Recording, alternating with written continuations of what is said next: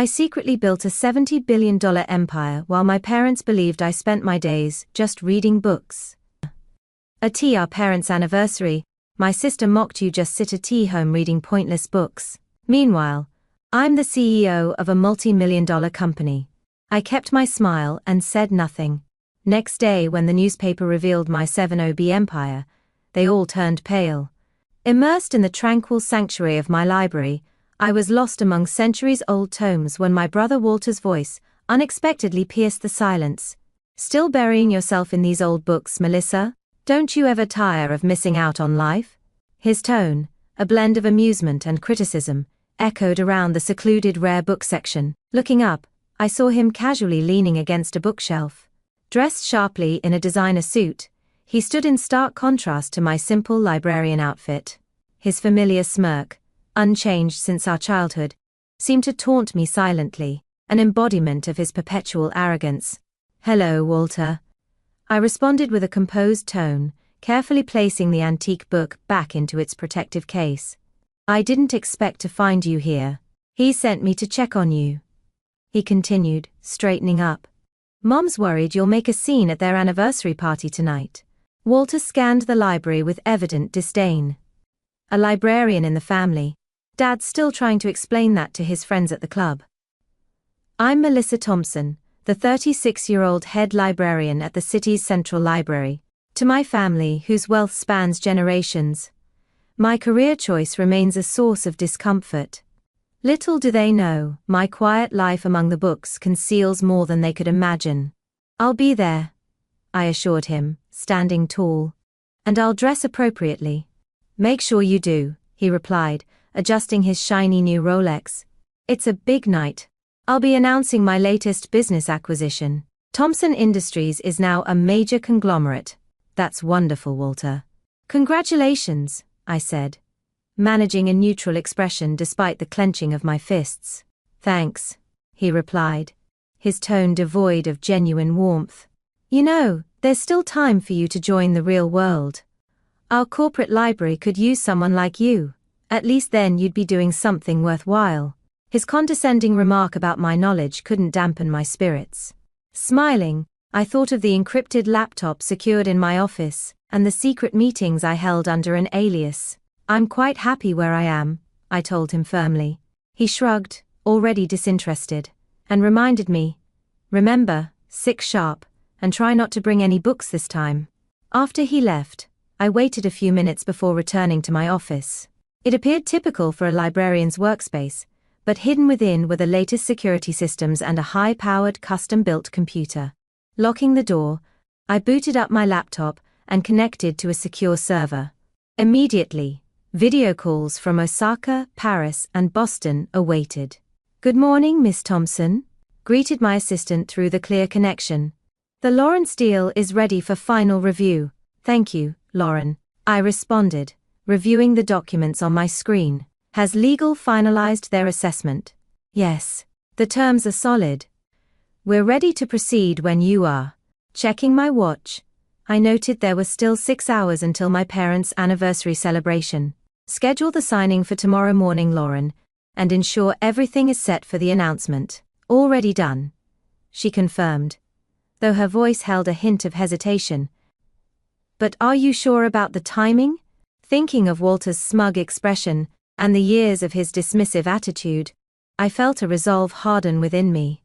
Tonight, I'd not only celebrate my parents' anniversary, but I'd also be stepping out of the shadows, ready to reveal the full extent of my double life. "Absolutely. Tomorrow morning will work perfectly," I affirmed confidently after concluding the call. Leaning back in my office chair, I reflected on the empire I had stealthily constructed. Thompson Global Partners, which bore no connection to my brother Walter's Thompson Industries, had quietly become one of the world's leading private equity firms. Operating under the radar through a network of shell companies and discrete investments, we had masked our true scale from the public eye. For the past 8 years, I balanced this secret with my day job as a librarian, a role I genuinely cherished for its proximity to books and knowledge, yet it also served as the perfect disguise. Who would ever suspect a mild-mannered librarian of wielding immense power in global finance? My phone vibrated with a message from my mother. Don't forget to style your hair, dear. The Hugheses will be there tonight.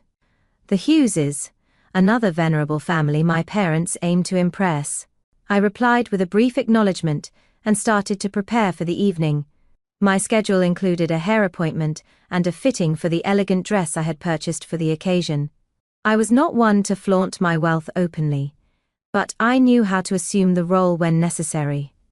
Arriving at the salon, which was conveniently empty, another benefit of owning the building and having a private standing appointment, Emma, my stylist who is in on my secret, greeted me warmly. "The usual today?" she asked. "Something a bit more formal. Family event," I replied. As she began her work, I caught up on emails via a secure phone. The Lawrence acquisition was progressing smoothly. By tomorrow, Thomson Global Partners would secure ownership of a major Asian tech manufacturer, a target my brother had unsuccessfully tried to acquire for months. Emma, making conversation, mentioned, "Your brother was here earlier bragging about buying a big company. He's trying to buy it." "There's a difference," I responded with a subtle smile. Her glance met mine in the mirror. "Let's just say tomorrow's newspapers will be quite interesting." 4 hours later, I evaluated my reflection at home. The once plain librarian had transformed into a figure who could seamlessly blend into any high society gathering. My dress, a refined deep blue Valentino tailored to perfection, struck the right balance of elegance without ostentation. My jewelry was understated yet luxurious, typical of the old money aesthetic. More importantly, I looked exactly as my family would hope, their bookish daughter, making an earnest effort to fit in. Another text came in, this time from Lauren. "Everything's set for tomorrow. Are you sure you don't want to reveal the news tonight?" "No," I typed back. "Let them enjoy the party. Tomorrow will be soon enough." As I arrived at the brightly lit Thompson family estate, luxury cars lined the driveway, a testament to the generations of wealth gathered there. I pulled up in my modest Audi, another deliberate choice, classy yet unassuming enough not to stir questions about a librarian's salary. Roy, our family's longtime butler, welcomed me at the door. "Your parents are in the main hall," he informed me. As I approached, the sounds of the party grew clearer. The sophisticated murmur of conversation, the clinking of fine crystal, and the soft melodies of a string quartet filled the air. This was the world of my parents, a world from which I had chosen to step away, at least in the public eye. My mother's voice rang out as I entered. "Melissa, darling, you look presentable." Coming from her, it was high praise indeed. Hannah Thompson, my mother, had never truly forgiven me for choosing a life among books over the family business. Tonight, however, I was ready to play the part, blending my two worlds together before revealing the full scope of my secret life. I had made an effort to look my best for the evening. "Happy anniversary, Mom," I greeted her, planting a gentle kiss on her cheek. She looked stunning as always. At 65, she still carried herself with an air of grace and style that her friends half-jokingly claimed was the result of a pact with the devil. "Your father's by the fireplace," she directed, her eyes already roving the room for other prominent guests. "Do say hello before you sneak off to the library." Navigating through the crowd, I received the usual air kisses and polite questions about my little job at the library. Many of these people had watched me grow up alongside their children and still couldn't grasp why I chose my path. "There's my girl," my dad's voice boomed as I neared. He was surrounded by his usual entourage of golf buddies and longtime business associates. "Come here. Let them see you," he beckoned, drawing me into an enthusiastic hug. I could tell by his slightly slurred words that he had started celebrating early. "Still buried in those books," Peter Hughes remarked with a tone that belittled my profession. "Yes, still preserving knowledge for the next generation," I replied, maintaining my composure. Their laughter followed, the indulgent kind reserved for what they perceived as harmless eccentricities. "Speaking of the next generation," my dad interjected proudly, "where's your brother? He's got some big news." As if on cue, Walter appeared, champagne in hand and dressed in an even more lavish suit, his Rolex gleaming under the lights. "Everyone," he called out, ensuring he had the room's attention. "I'd like to make an announcement." The room fell silent, all eyes on him. Walter always relished being the center of attention.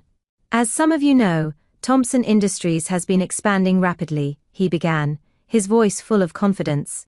Today, I'm thrilled to announce that we are about to make our biggest acquisition yet. By next week, we will own Lawrence Tech. Applause filled the room. My dad beamed with pride, and my mom dabbed her eyes with a monogrammed handkerchief. I took a sip of my champagne, waiting patiently. Of course, Walter continued. The deal isn't final yet, but my sources assure me it's only a matter of time. The papers are ready to sign. That's wonderful, son, my dad exclaimed. Always knew you had it in you. A real businessman, just like your old man. As Walter basked in the applause and congratulations, his eyes eventually found mine. What do you think, little sister? He asked, his tone dripping with condescension. Ready to admit you back to the wrong horse? I met his gaze calmly. I think, I said carefully, that you shouldn't count your chickens before they hatch. He laughed, and others joined him, always so cautious. That's why you'll never be more than what you are, hiding in your library while the rest of us build empires. Perhaps, I agreed mildly. But at least I understand the value of due diligence. His eyes narrowed slightly. Walter never liked it when I used terms he deemed too intellectual, viewing it as a challenge to his smarts. Due diligence, he scoffed. I've got the best lawyers in the business. Everything's taken care of. I just smiled and raised my glass. Then, I guess you'll see tomorrow, won't you? My tone hinted at something more, causing a frown to crease his forehead. Before he could question further, our mom called everyone to dinner. The dining room was a vision of old-world elegance, gleaming mahogany, priceless china and crystal that had been in the family for generations. As we moved towards the dinner, I felt a mix of anticipation and satisfaction. Tomorrow would indeed be interesting. Taking my seat at the far end of the expansive dinner table, I couldn't help but chuckle silently at the seating arrangement. Clearly, I was tucked away from the evening's esteemed guests, a subtle snub that didn't escape my notice. As the appetizers were served, Walter dominated the conversation at the other end, boasting about his business acumen. I engaged minimally, offering polite responses when necessary. Otherwise, I focused on the delightful cuisine. Beside me, Mrs. Hughes leaned in, her voice low with a hint of bewilderment. You are so bright in school, Melissa. You could have been anything. Why devote your life to books? I paused, knowing that in just a few hours, everything about how she viewed me could change. But for the moment, I remained the understated librarian. Books are far from a waste, I explained calmly. They teach us to see beyond the surface, to understand that things aren't always as they appear. She shook her head, clearly unsatisfied with my response. Well, at least your brother is carrying on the family legacy, she sighed. It must be difficult to watch him succeed while you linger in his shadow. It's not as tough as you might think, I replied, a subtle hint of amusement in my voice. Dinner continued with a mix of subtle jabs and backhanded compliments. I have become adept at letting such remarks slide off me, like rain off a slicker. As dessert was served, Walter stood up to make another announcement, his glass raised high. Here's to Mom and Dad, who taught me everything about the business and showed me what success looks like. He paused, his gaze shifting towards me. And to my sister, who, well, shows that not everyone is cut out for the business world. The room emitted a polite chuckle. I toasted along with them, my mind racing ahead to the documents set to alter the course of Thompson Industries, and my press release scheduled for the morning. Later, Walter cornered me by the dessert table. Enjoying the party? He smirked. It's lovely, I replied, masking my anticipation. Mom and Dad must be thrilled. They are, he boasted, adjusting his tie. Though it would have been nice if both their children had turned out successful, I selected a chocolate truffle, examining it as if it held the secrets of the universe. You know, Walter, success isn't always about who makes the most noise. He snorted dismissively. No. Tell that to my bank account. How much does a librarian make these days anyway? Enough to buy these shoes, I replied, glancing down at my carefully chosen footwear. I'm good with money, you know. He finished his champagne in one gulp. Well, this has been fun, but I've got people to see and deals to close. Big day tomorrow with that Lawrence deal. As he walked away, I pulled out my phone and quickly texted Lauren. Everything ready for tomorrow? Her reply was instant. All set. The press release goes out at 8 a.m. sharp. Want me to send you the final numbers? No need, I replied, a smile playing on my lips. I'll see them in the papers along with everyone else.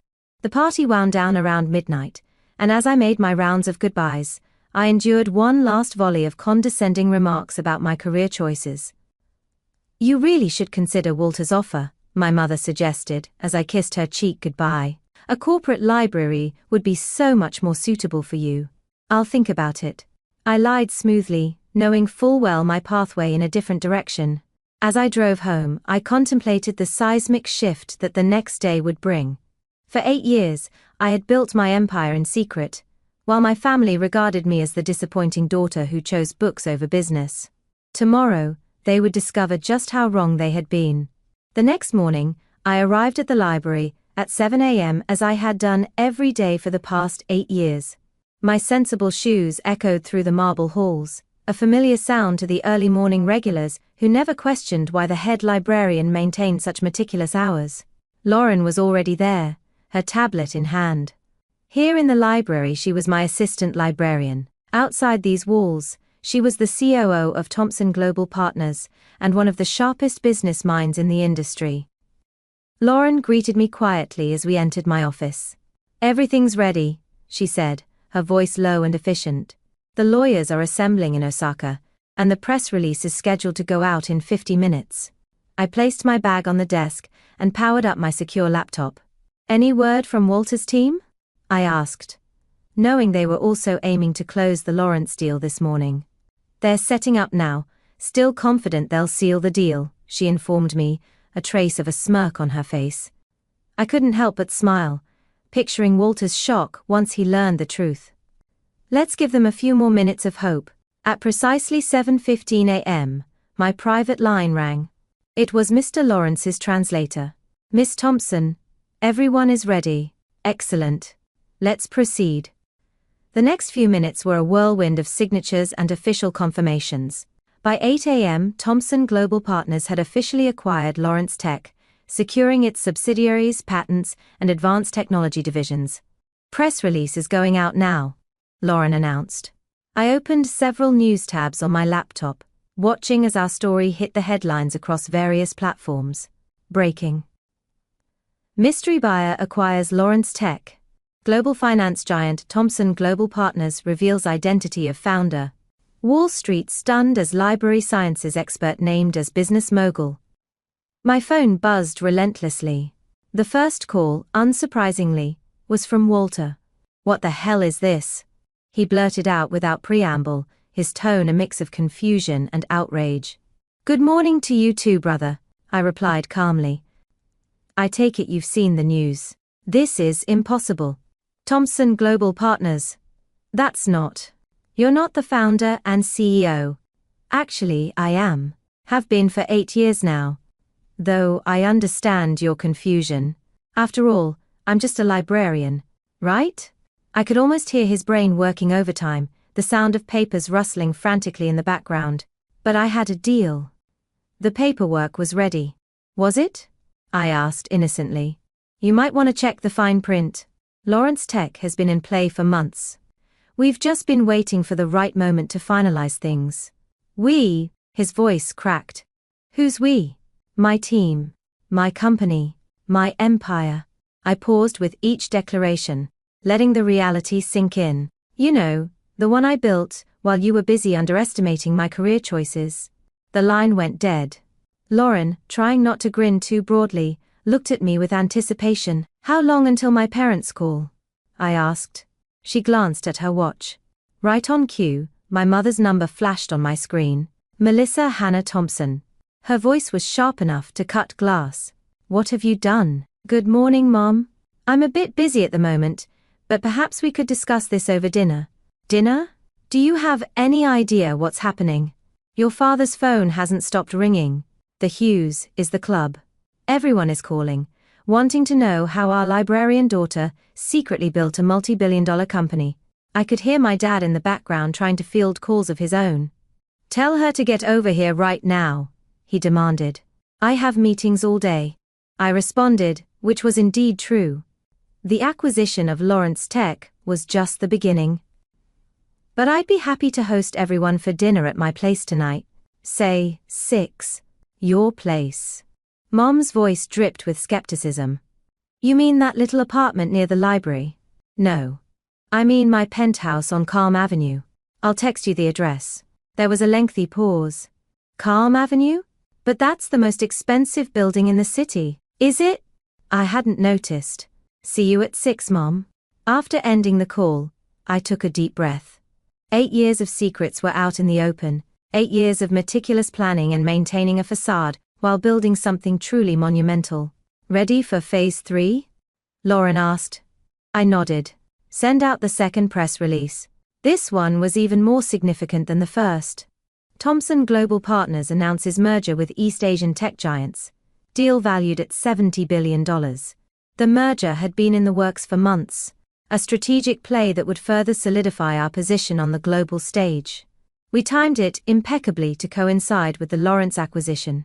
By the time my family arrived for dinner, the business world would be left stunned by two of the largest deals of the decade, both masterminded by someone they had long underestimated, the quiet librarian.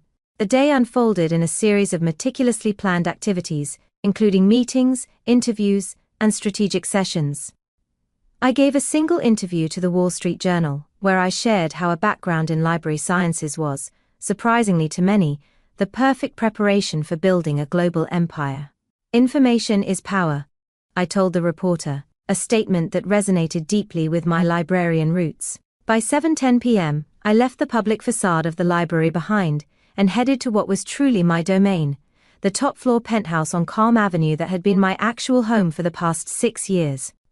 Although I maintained a modest apartment near the library to preserve appearances, it was here in the penthouse where my life's real work took place.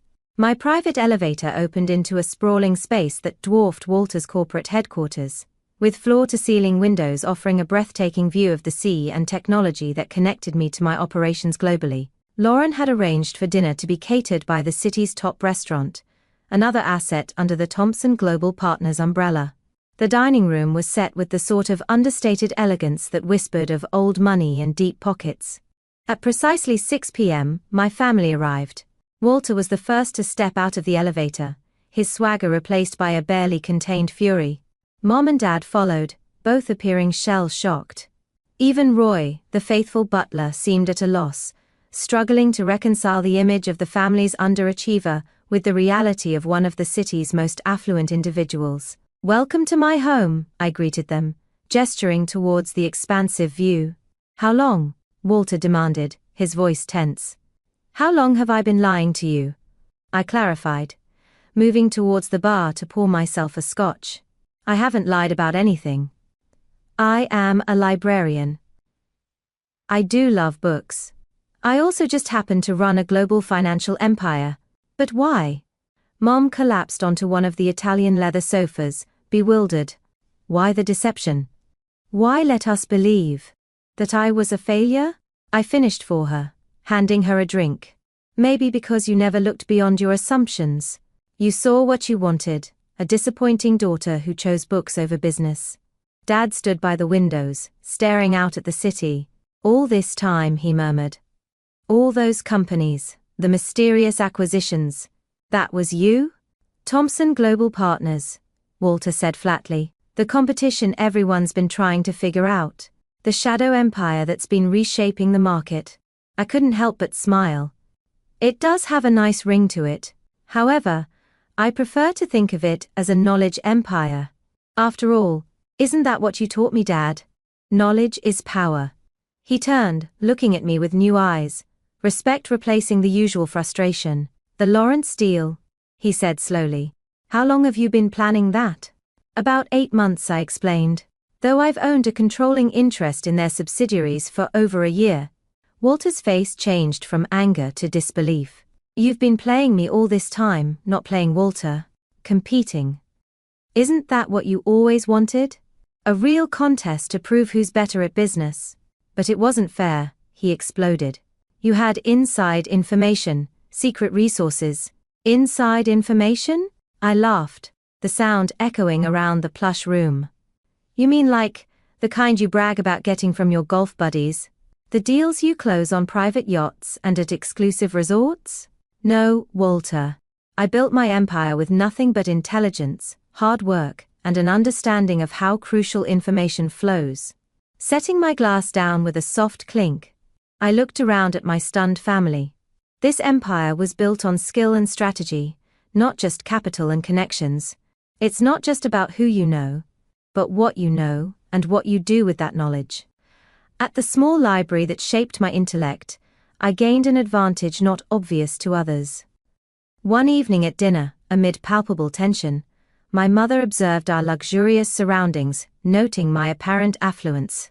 My father, lost in thought, seemed to be re-evaluating his past business decisions. Breaking the silence, my mother commented on the elegant dinner setting, linking it to my lavish spending. I light-heartedly redirected her focus to the essentials. My brother Walter, clearly uneasy, questioned my future business moves. I proposed a partnership, explaining that his company needed modernization and a global perspective, which I was ready to provide. Although surprised, my father supported the idea, recognizing it as an opportunity for Walter to engage in something significant. As dinner progressed, it became a moment of revelation and reconciliation. I shared the journey of building my company, leveraging my time at the library as a perfect cover. Walter's initial skepticism shifted to admiration and engagement in our potential partnership. Towards the end of the evening, my mother questioned why I chose to reveal everything now. I explained the importance of showing that success doesn't always conform to traditional symbols like suits and luxury watches. Walter added that it's also a reminder not to judge superficially. After everyone left, I reflected on the evening with Lauren, my confidant. The stocks were up, indicating positive market reactions. We planned to officially announce the merger soon, hoping by then Walter would fully embrace this new collaborative approach. This evening was not just a dinner, but a turning point, challenging old perceptions and paving the way for a new understanding of success. I reflected on the emotions of that moment, my mother's tearful expression of regret, and my father's beaming pride as he truly recognized me for the first time. They were starting to understand that achieving success doesn't always match our expectations. The following day, I entered the library at the usual time. The familiar faces were all in their usual places, casually greeting me, their cherished librarian. Even though my face had been featured in every major business magazine across the country, their demeanor toward me hadn't changed. This was perhaps my most significant triumph. In a world preoccupied with appearances and prestige, I had built something authentic, something that stood on its own without the need for designer brands or societal endorsements to validate its importance. I was still the same librarian, still passionate about books, yet now, I was also a billionaire. After all, knowledge comes in various forms, and sometimes, the most influential individuals are the ones you least anticipate. Stepdad was secretly living a double life, so I exposed him to my mom. Suddenly she took his side and kicked me out of the house. Then I went to his mistress and told her the whole truth, and now Mom is calling me. My name is Chloe, and I was 14 when my parents got divorced. It wasn't one of those dramatic splits you see in movies, no screaming matches or throwing clothes out of windows, just two people who decided they couldn't make it work anymore. Dad moved several states away and Mom started dating again almost immediately. That's how Richard entered our lives. Richard seemed nice enough at first. He had a good job at some corporate firm, dressed well and made my mom laugh. But there was something about the way he looked at me that made me uncomfortable from day one. Not in a creepy way, worse, in a judging way. Like I was some kind of problem he needed to fix. Your daughter could use some guidance, I overheard him telling Mom one evening, about a month after he moved in. She's at that difficult age. I was standing in the hallway and I remember how my stomach twisted when Mom replied, I know. I'm so glad you're here to help. But it wasn't help, it was criticism wrapped in fake concern, delivered with a smile that never quite reached his eyes. It started small, with little comments about my clothes or my hair. Then it escalated. I remember the first time he really got to me. It was during dinner about 6 months after he and Mom got married. I was wearing new jeans I'd bought with my allowance. Those jeans are getting a bit tight on you, aren't they, Chloe? Richard said, his fork pausing halfway to his mouth. You're growing so fast. Then, under his breath but loud enough for me to hear wider, mainly. I felt my cheeks burn as tears threatened to spill. "They're supposed to fit like this," I managed to say. "Oh honey," Mom jumped in. "Richard's just concerned about your health. You know how teenagers can sometimes not notice these things." That was the pattern. Richard would say something cruel, disguise it as concern, and Mom would back him up. Every single time. When I tried to tell her how his comments made me feel, she'd shake her head and say I was being too sensitive. "You need to learn to take a joke, Chloe," she'd say, while Richard sat there with that smug little smile of his. "He's just trying to look out for you." I started calling Dad more often after that. Our Skype calls became my lifeline. He'd listen to me, really listen, without trying to explain away Richard's behavior or tell me I was overreacting. He kept paying alimony regularly, which I later learned was more than generous, but money couldn't fix what was happening at home. Everything changed when my half-brother was born. I was 17, trying to focus on my final year of high school, while our house transformed into what felt like a shrine to Richard's perfect little family, minus me of course. Mom was completely absorbed in the baby. I mean, I get it, he was tiny and cute and needed constant attention, but it was like I'd become invisible overnight. The only time anyone seemed to notice me was when something went wrong, like when I accidentally woke the baby by closing my bedroom door too loudly. I expected Richard to get worse after the baby was born, to find even more ways to criticize me. But something unexpected happened. He started traveling for work, a lot. Those business trips became my salvation. The house felt lighter when he was gone, like I could finally breathe properly. Even Mom seemed more relaxed, though she was always counting the days until his return. With Richard away so much, my senior year turned out better than I'd expected. I focused on my studies, joined the yearbook committee, and started making plans for college. Real plans, not just daydreams about escape. When graduation day came, Dad kept his promise and showed up. He sat in the audience, beaming with pride as I walked across the stage to get my diploma. Mom was there too, of course, with the baby and Richard, but it was Dad's face I looked for in the crowd. After the ceremony, Dad pulled me aside. "I meant what I said before, Chloe," he told me, his hands on my shoulders. "Any college you want, I'll make it happen. You've earned it." I'd already sent out applications to several colleges, hoping at least one would accept me. To my surprise, they all did, but I knew exactly which one I wanted. The one in Dad's city. Far enough away that I wouldn't have to come home often, but close enough to someone who actually cared about me. I waited until dinner to tell Mom and Richard. We were sitting at the table, Mom feeding my brother, while Richard complained about airline food from his latest trip. "I got accepted to all the colleges I applied to," I said during a rare moment of silence. "I'm going to accept the offer from Marshall University." Mom paused with the baby spoon midair. That's where your father lives, isn't it?" I nodded, bracing myself for their reaction. "Well," Richard said, that familiar mocking smile spreading across his face, "looks like your father finally managed to do something useful with his life. Paying for college, who would have thought?" I gripped my fork so hard my knuckles turned white. The urge to snap back at him, to tell him exactly what I thought about his useful contribution to my life, was almost overwhelming. But I held my tongue. I didn't want to give him the satisfaction of seeing me lose my cool. Mom let out a small sigh of what sounded suspiciously like relief. Maybe she was glad to finally have me out of the way, free to focus on her real family without the complicated reminder of her previous marriage hanging around. The next morning, I packed everything I could fit into 2 suitcases and a backpack. Mom was too busy with the baby to notice me hauling my bags downstairs, and Richard had already left for work. Dad arranged for a car service to pick me up, and by that evening I was standing in front of his house, a beautiful 2-story colonial with a wraparound porch.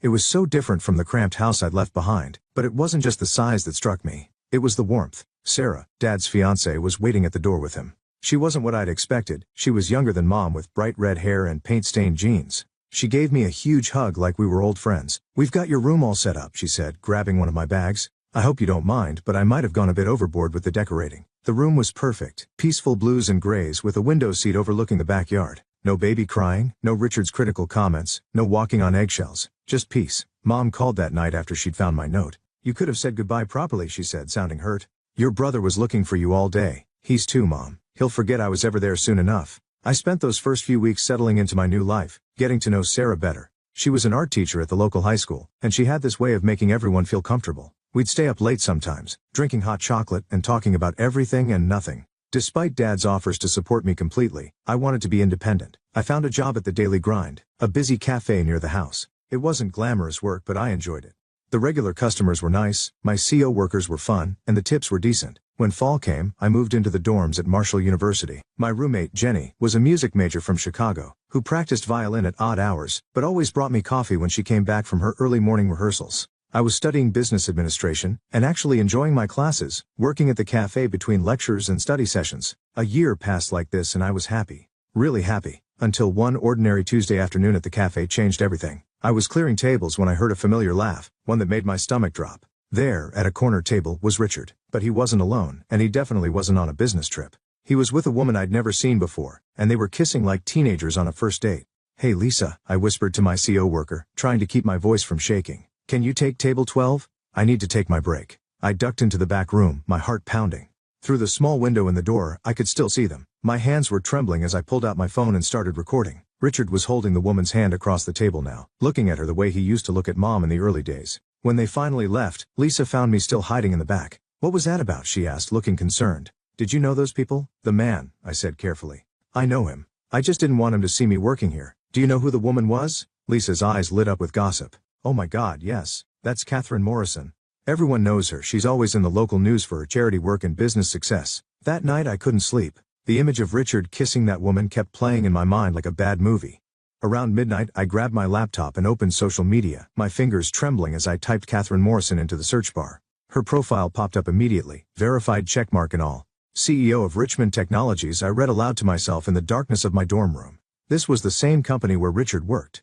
Catherine Morrison wasn't just some woman he was seeing, she was his boss, the director of the entire company. He wasn't just having an affair, he was sleeping with his own superior. I scrolled down her timeline, and that's when things got worse, much worse. There was Richard, in photo after photo. Him at company events, always standing close to Catherine, while other employees maintained a respectful distance. Him at what looked like vacation spots. Him holding a little boy, maybe around 3 years old, both of them grinning at the camera. The caption under one particularly painful photo read, "My two favorite men in the world. Can't wait to make it official soon. Blessed family engagement." I kept scrolling and the evidence kept mounting. There were photos going back years.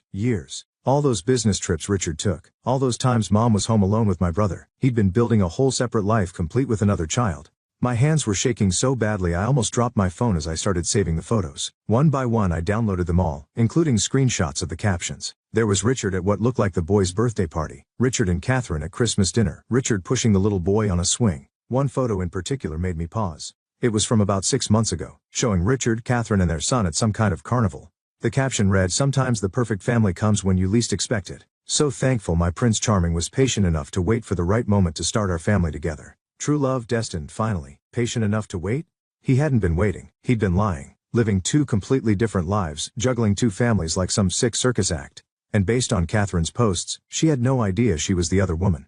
She truly believed she'd found her fairy tale ending with her handsome subordinate who'd stolen her heart. I sat back in my chair, my mind racing. The Richard in these photos was so different from the man I knew. Here he was smiling, real smiles, not those smirks he always gave me. He looked happy, genuinely happy, playing with his secret son, hugging his secret fiancée, living his secret life. "Oh Mom," I whispered to my empty room, "what has he done to us?" I checked the time, almost 3 a.m. I had an early class tomorrow, but sleep was the last thing on my mind. I needed to make sure I had every bit of evidence saved. Mom would need to see this. The truth needed to come out, even if it was going to hurt everyone involved. A week later, I found myself on a train headed home. The evidence was still burning a hole in my phone, and my stomach was in knots. I hadn't told Dad where I was going. He wouldn't have understood why I needed to do this. Mom looked genuinely surprised when she opened the door. "Chloe, we weren't expecting you." My little brother was toddling around her legs, and for a moment it felt almost normal. Then Richard appeared behind them. Well, he said, that familiar mocking tone already creeping into his voice. "Don't tell me you got kicked out of college for failing grades and need to come crawling back home?" Mom laughed like it was the funniest joke she'd ever heard. "Richard, stop it. I'm sure Chloe's doing fine at school, aren't you, honey?" I forced a smile. "I'm on the dean's list, actually." "Of course you are," Richard smirked, looking me up and down. "Say, those jeans keep getting bigger and bigger every time I see you. Is that the new style now, the baggy look?" I bit my tongue. I'd actually lost weight since starting college. All those shifts running around the cafe had toned me up considerably. But Richard never missed a chance to make digs about my appearance. The comments continued all day. Every time I moved, every time I spoke, Richard had something to say.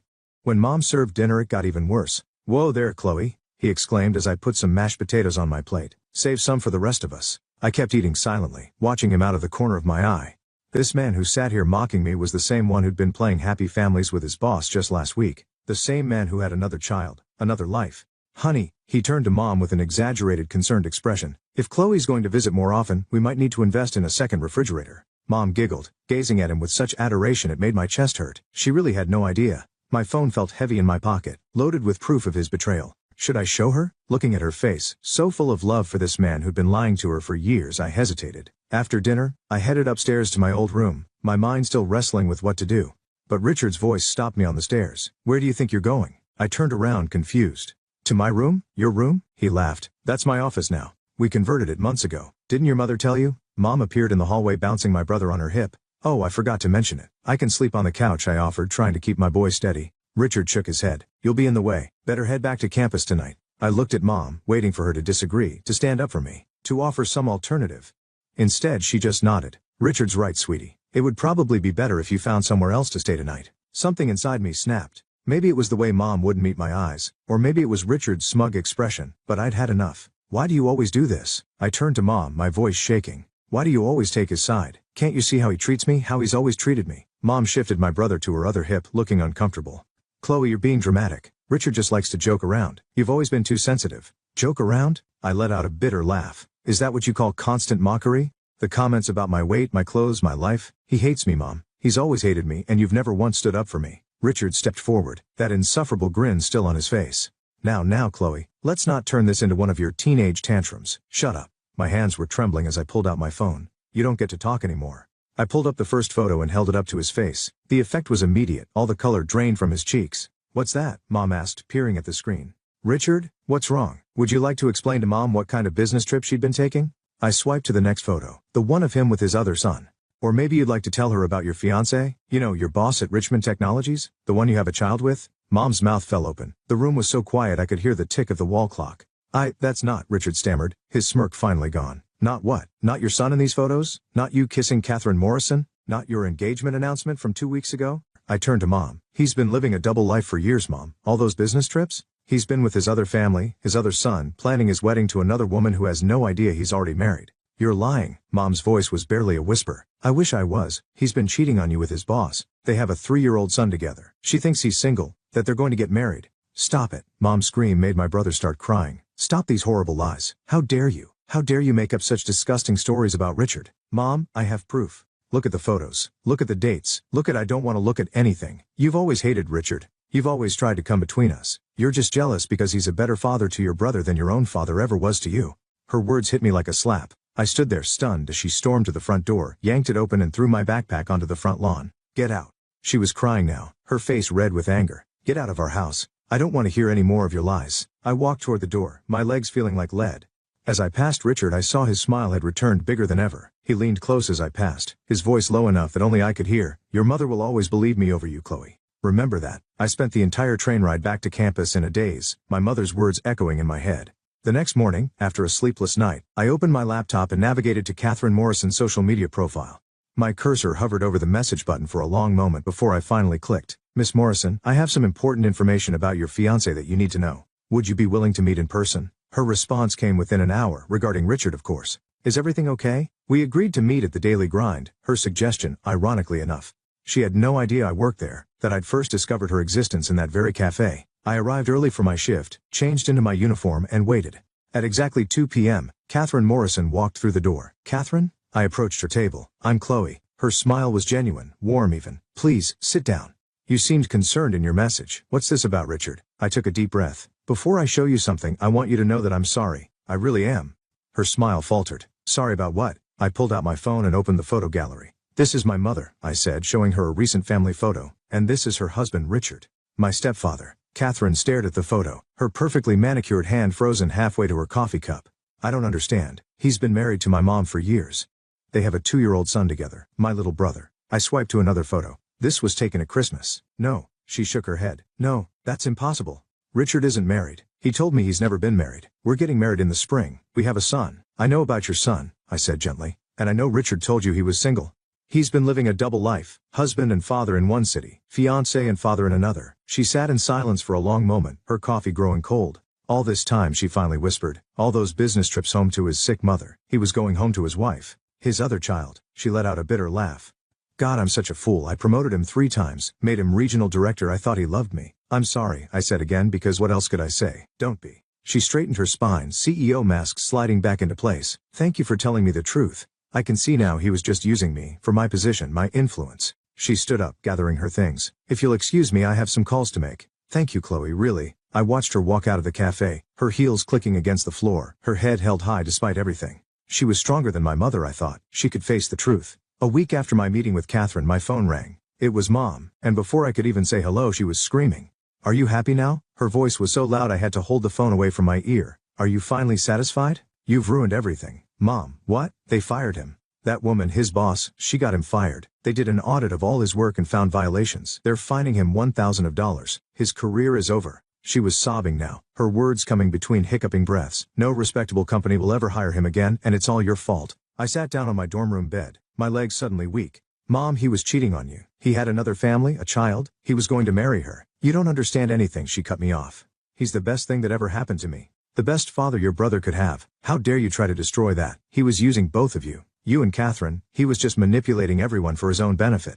Can't you see that? Don't you dare talk about him like that. Her voice went ice cold. You have no right to judge the man I love more than anything in this world. Mom, please, I have no daughter. The words came out like bullets. As far as I'm concerned, you don't exist anymore. The line went dead. I sat there for a long time staring at my phone, tears rolling down my cheeks. Jenny found me like that when she came back from class. Oh my God, Chloe, what happened? I told her everything. She helped me while I cried, brought me tea and helped me call Dad. He and Sarah drove up that night just to check on me. You did the right thing, Sarah kept saying, holding my hand. Sometimes the right thing hurts like hell, but that doesn't make it wrong.